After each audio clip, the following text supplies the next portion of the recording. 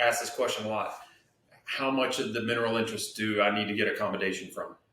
And my answer always is I don't know. Whatever your insurance provider says you need to get. And underwriting is a big thing. And so we see anywhere from 60% to 85, 90% is what they're trying to get. Are you seeing the same? Yeah, so like you said, I mean, really, it's whatever satisfies the underwriters for your title insurance policy. For whatever reason, the magic number that we seem to encounter a lot is right around 75%. But like you said, we're seeing a sliding scale. I mean, obviously, if you can get 100% of the owners to sign off, that would be ideal. As we all know, in many instances, that is not possible. So you want to definitely start with the largest owners first.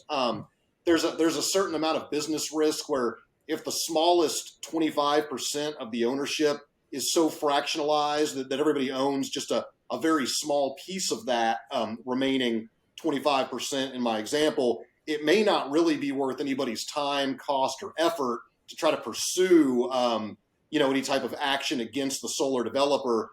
Now, we've seen that scale slide a little bit, like Brent said, from about 65% kind of on the low end up to about 80 or 90% on the high end. But, I wouldn't be surprised to see it sort of settle in at that 65%. One interesting note on that particular number is another hot topic in Texas is the idea of allocation and production sharing agreement wells. It's been sort of judged that if you can get 65% of the owners to sign off on, say, a production sharing agreement for these types of wells, that's enough to get permitted for a PSA well. So I'm not saying that there's any particular significance to that number, but there's at least some precedent there saying that, hey, this is kind of a good lower end of owners that you would want to agree to something like this to kind of minimize the exposure to liability. So, take that with a grain of salt, but just kind of a side note.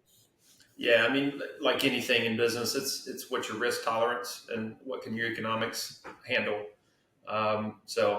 It's definitely a thing. I mean, I can tell you, gosh, just in our shop in the last 2 weeks, I bet we've been on 6 projects that are mineral title related for a surface development.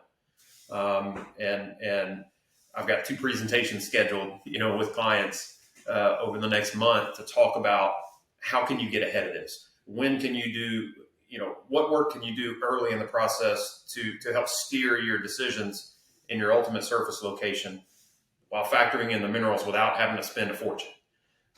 So that's kind of what the industry on the renewables development side is learning. They're getting up to speed on what can I be proactive about?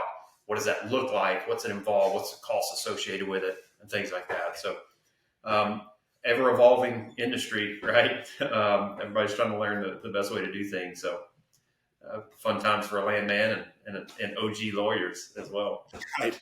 I think the answer to that is you should try to start identifying these issues as early as possible. It should really be part of, initially analyzing a potential tract is kind of looking at this mineral title and saying, okay, how chopped up is this? Does the surface owner happen to own any portion of the minerals?